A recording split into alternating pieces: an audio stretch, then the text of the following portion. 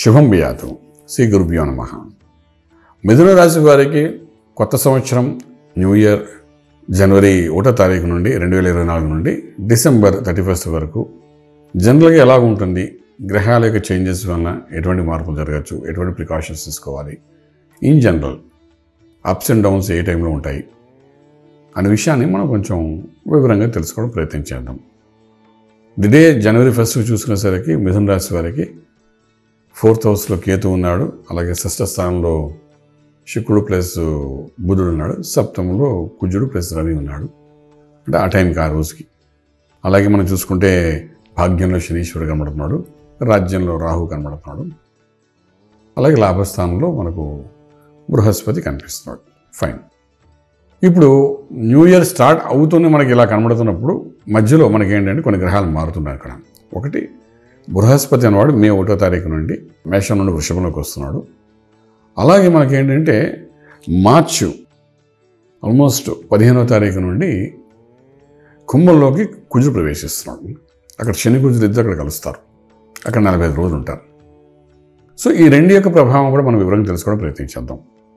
మొట్టమొదటిది ఏంటంటే భాగ్యంలో ఉన్న శని, రాజ్యంలో ఉన్న రాహు, ఇవి రెండింటిని మనం దృష్టిలో పెట్టుకుంటే భాగ్యంలో సొంత ఇంట్లో శనీశ్వరుడు ఉన్నాడు కాబట్టి మనకు జరిగే నష్టం ఉండదు. కానీ రాజ్యంలో రాహు మాయాధనాన్ని ఇవ్వడం ప్రయత్నం చేస్తాడు. అంటే కొత్త ఉద్యోగ ప్రయత్నాల్లోని promotions, increments 30 to 40% increments, promotions, డిజిగ్నేషన్స్లో మార్పులు, ఇవన్నీ ఉద్యోగస్తులకు కనబడే అవకాశం ఉంటుంది బాగా. అది స్టేట్ గవర్నమెంట్ అనుకోండి, సెంట్రల్ గవర్నమెంట్ అనుకోండి, లేకపోతే ప్రైవేట్ సెక్టర్, ఐటీ, సాఫ్ట్వేర్ అనుకోండి, ఏదైనప్పటికీ ఆ డెవలప్మెంట్ ఆఫ్ రాజ్యంలోని ఒక ఇంక్రిమెంట్స్ అనేది బాగా కనబడడానికి అవకాశం ఉంటుంది. అలా వచ్చిన దాంట్లో మళ్ళా గురుడు ఏకాదశంలో ఉన్నాడు కాబట్టి డెఫినెట్గా పాపగ్రహాలు ఉంటే మంచి చేస్తాయి. కానీ గురుడు ఈ లగ్నానికి పాపి అయి ఉండి అక్కడ ఉన్నాడు కాబట్టి ఎంతో కొంత మంచి చేయాలి కాబట్టి వాడు దాని వల్ల ప్రాపర్ ఎక్స్పెండిచర్ ప్రాఫిట్లో చూపించి ప్రాపర్ ఎక్స్పెండిచర్ చేయడానికి ప్రయత్నం చేస్తాడు. ప్రాఫిట్లో తీసుకొచ్చి ఆపేస్తాడు. అనవసరమైన ఖర్చులు చేయని కూడా ఆపుతాడు అక్కడ. సో ఏమైందంటే బృహస్పతి అక్కడ ఏకాదశంలో ఉండడం వలన మనకు భాగ్యం నుండి వచ్చిన ధనము రాజ్యంలో పెరిగి లాభంలో అక్కడికి వచ్చి ఆగిపోతుంది. అంతే తప్ప నష్టం జరగదు. మహా అయితే అక్కడ పాపి అయి ఉన్నాడు కాబట్టి వచ్చిన ఎక్స్ట్రా డబ్బుని స్టాగ్నెంట్ చేయొచ్చు. ఫర్ ఎగ్జాంపుల్ మీకు ఇస్తున్నాం, మీకు 1 లక్ష రూపాయలు ఎక్కువ వచ్చేసాయి, ఏం చేయాలో తెలియలేదు, బంగారం పెట్టి కొన్నాం, ఫైన్. 1 లక్ష రూపాయలు ఎక్కువ వచ్చే ల్యాండ్ మీద ఇన్వెస్ట్మెంట్ చేస్తాం, ఫైన్, స్టాగ్నెంట్ అయింది. 1 లక్ష రూపాయలు ఎక్కువ వచ్చాయి, ఫిక్స్డ్లో వేసి వదిలేసాం, స్టాగ్నెంట్ అయింది. అంటే మనం వాడకుండా ఏదో ఒక కార్యంగా ఖర్చు పెట్టేస్తాడు. ప్రాఫిట్ వస్తుంది కానీ ప్రాఫిట్ను మన చేత ఖర్చు పెట్టనివ్వడం బృహస్పతి.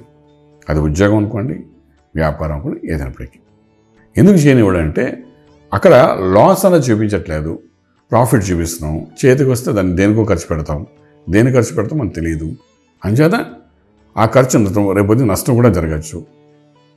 ఖర్చు వేరు, ఇన్వెస్ట్మెంట్ వేరు. ఇన్వెస్ట్మెంట్స్ కోసం ఖర్చు పెడితే అది పెరుగుతుంది, అనవసరంగా ఖర్చు పెట్టేస్తే కరిగిపోతుంది. సో ఇక్కడ ఏంటంటే ఫర్ ఎగ్జాంపుల్ ఒక కారు కొనా అనుకున్నామండి, ఖర్చు పెట్టారు, రోజు రోజుకి డిప్రిషియేషన్ అయిపోతుంది దా వాల్యూ. సో మనం ఈరోజు 1 లక్ష పెట్టుకున్న కారు రేపు తెల్లవారిసరికి 80,000 అయిపోతుంది దా వాల్యూ. సో అలాంటి ఖర్చులు కాదు, ప్రాపర్గా ఎక్కడ రీఇన్వెస్ట్మెంట్ అయ్యి మళ్ళీ డెవలప్ అవుతాయి, అలాంటి చోట్ల గురుడు పెడతాడు. సో మీకు బెనిఫిట్గానే ఉంటుంది మిథున రాశి వారికి. మొదట 5 నెలలు అలా కనబడుతుంది. ఈ 5 నెలల్లో మనకి ఏంటంటే కుజుడు అన్నవాడు మార్చి 15 వచ్చి మనకు 45 రోజులు భాగ్యంలో కూర్చుంటున్నాడు. వాడు ఏం చేస్తున్నాడు, శనితో కలిసి ఉండడం, శని కుజులకి పడదు కాబట్టి అక్కడ వైపరీత్యం జరుగుతుంది. అంటే లక్ అనేది అన్లక్ జరుగుతుంది. అప్పటి వరకు మనకు అనుకూలంగా జరుగుతున్న కొన్ని లక్ ఫేవరబుల్ యాక్టివిటీస్ అని కొంత అనుకూలంగా జరగడానికి అవకాశం ఉంది. చాలా సులువుగా వచ్చే ధనం కష్టపడితే కానీ రాదు.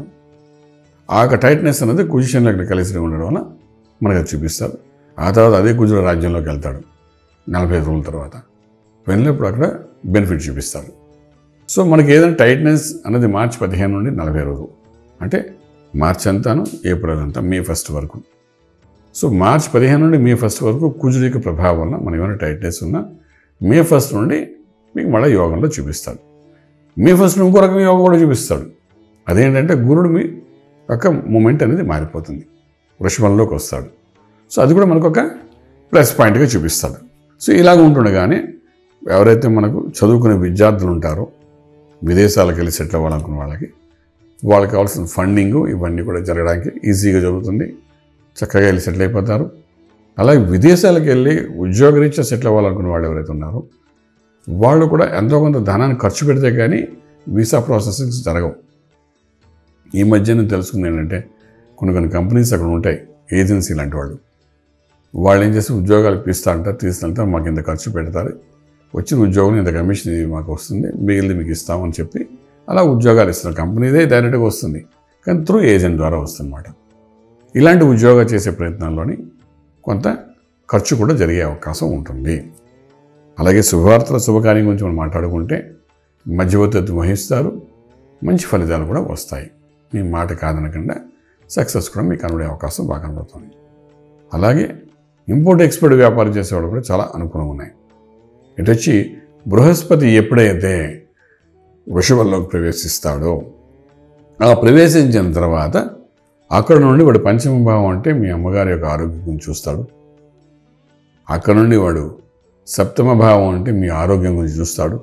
అక్కడ నుండి భాగ్యస్థానం అంటే మీ యొక్క ఆయుష్ని చూస్తాడు.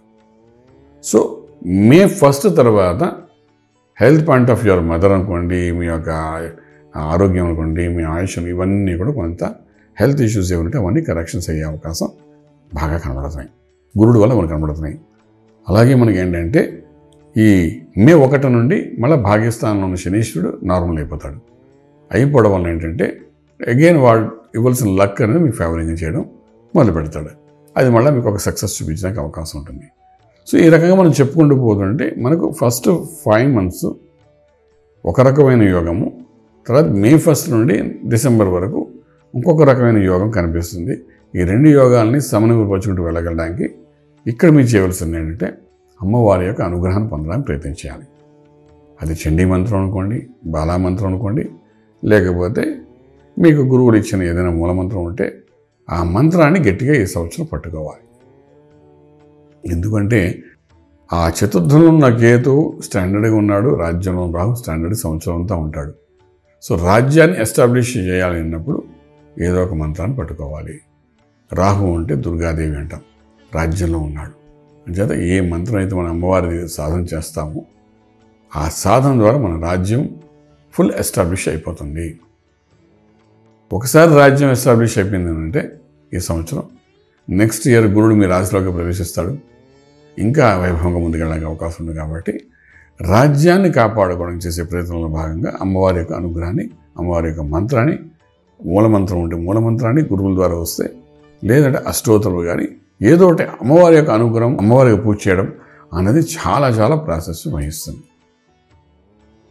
అది ఎటువంటి వ్యాపారం అయినా, ఎటువంటి ఉద్యోగం అయినా, ఏదైనప్పటికీ కూడా ఎప్పుడైతే అది మనం చేసుకుని వెళ్తామో రాజ్యం ఎస్టాబ్లిష్ అయిపోతుంది బాగా. ఒకసారి రాజ్యం ఎస్టాబ్లిష్ అయిపోతే we are successful in our life. రాజ్యం ఉంటే ఉద్యోగ స్థలం, రాజ్యం ఉంటే వ్యాపార స్థలం, రాజ్యం ఉంటే వ్యవసాయ క్షేత్రం ఉంటారు రైతులకి. అలాగే రాజ్యం ఉన్న దాని మీద రాహు ఆల్రెడీ ఉన్నాడు కాబట్టి ఆ రాహుని ప్రాపర్గా ఎస్టాబ్లిష్ చేసి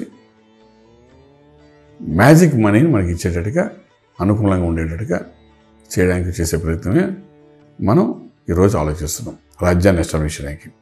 ఓకే, దానికి మనం చేయవలసిన పని ఏంటంటే అమ్మవారి యొక్క మంత్ర సాధన చేయడం అనేది చాలా అవసరం పడుతుంది. అది తప్ప వేరే ఈ సంవత్సరంలో మేజర్గా ప్రాబ్లమ్స్ అయితే లేవు, చక్కగా ఉంటుంది. ఈ యొక్క గురువు కూడా మారిన తర్వాత ఇంకో రకమైన సత్ఫలితాలు ఇస్తాయి. అలాగే రాహు ఈ సంవత్సరం అంతా ఉంటాడు, శని సంవత్సరం అంతా భాగ్య రాజ్యస్థానంలో ఉంటారు. కాబట్టి డెఫినెట్గా మనం తెలియకుండా ఒక మ్యాజిక్ జరుగుతుంది. మనం ఊహించిన 10 రూపాయల లాభం అనుకుంటే 20 రూపాయలు రావచ్చు, 20 అనుకుంటే 25 రావచ్చు.